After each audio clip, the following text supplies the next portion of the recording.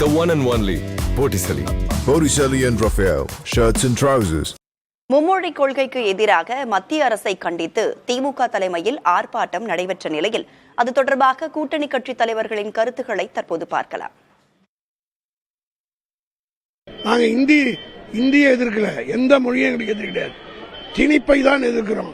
அண்ணா காலத்திலும் அதான் சொன்னோம், கலைஞர் காலத்தில் அதான் சொன்னோம், தளபதி காலத்தில் நாங்கள் சொன்னோம். எங்க மேல எவன் திணிச்சாலும் அதை ஏற்றுக்க மாட்டோம். அதனால அரசியல் சட்டத்தையே இவங்க திருப்பி விடுற ஒரு கூட்டம் தான் இன்னைக்கு இருக்கிற பாஜக கூட்டம். தெளிவா படிச்சு புரிஞ்சுக்கிட்டோம். தமிழ்நாடு இருமொழி கொள்கையை பின்பற்றி வருகிறது என்பது இந்திய ஒன்றிய ஆட்சியாளர்கள் அனைவருக்கும் நன்றாக தெரியும். இப்போது PMSD என்கிற ஒரு கல்வி திட்டத்தை அறிமுகப்படுத்தி அதில் 3 மொழியை கற்றுக்கொள்ளலாம் என்கிற அறிவிப்பை செய்திருக்கிறார்கள். அந்த அடிப்படையில் அவர்கள் இந்தியை கட்டாயமாக்கி இருக்கிறார்கள். இந்த காலத்தில் 3 மொழியோ 4 மொழியோ 5 மொழியோ எல்லாமே தொழில்நுட்பத்தை பயன்படுத்தி மொழிபெயர்த்துக் கொள்வதற்கான தொழில்நுட்ப வளர்ச்சி என்பது ஏற்பட்டிருக்கு. அதனால் அது பூரா கல்லூரியில் பள்ளியில் சேர்ந்து தான் படிச்சுக்கணும்னு அவசியம் கிடையாது.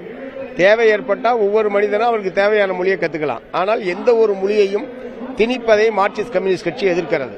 தமிழ்நாட்டில் இருக்கிற அரசியல் கட்சிகள் எல்லாமே ஒரே அணியில் இல்ல, நிறைய முரண்பாடுகள் இருக்கு. ஆனா இந்த பிரச்சனையில பாரதிய ஜனதா கட்சியை தவிர மற்ற அத்தனை கட்சிகளும் ஒருமுகமா இருக்குது. இருமொழி கொள்கை காலாவதி ஆகிட்டது அப்படின்னு சொல்றது ஒரே ஒருத்தர் தான், அவர் தான் திரு அண்ணாமலை. அவர் காலாவதி ஆகிடுவார். எம் உயிரை விட மேலானது எமது தாய்மொழி தமிழ்.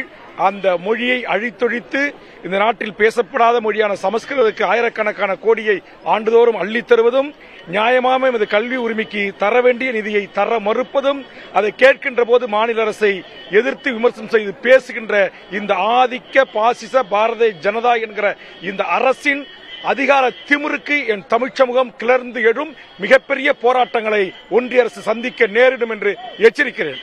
மும்மொழி கொள்கையில் வெற்றி பெற்ற எந்த ஒரு மாநிலத்தையாவது காட்டுங்க. எங்கேயாவது மும்மொழி கொள்கை இன்றைக்கு செயல்பாட்டுக்கு வந்து அதன் மூலம் அந்த மாநிலம் இப்படி வளர்ந்திருக்கிறது என்று சொன்னால் அதை முன்மாதிரியாக எடுத்து கூட வேறு மாநிலங்கள் வளர்வதற்கான வாய்ப்பு இருக்கிறது. இந்தி பேசக்கூடிய மாநிலங்களில் இருமொழி கொள்கையே இல்லை. அங்க படிக்கக்கூடியவர்கள் ஆங்கிலமே கற்பதில்லை என்பதுதான் இன்னைக்கு புள்ளி விவரங்கள் சொல்லிக் கொண்டிருக்கக்கூடிய நிலைமை. இந்தி மட்டுமே கற்கக்கூடிய நிலைமை இருக்கிறது. ஒரு சில இடங்கள் மட்டும் ஆங்கிலம் கற்கிறாங்க. இதுதான். அப்ப மூன்றாவது ஒரு மொழியை அங்க யாருமே கற்பதில்லை. பார்ட்டி வேர்னாலும் ஐ ப்ரிஃபர் Botticelli.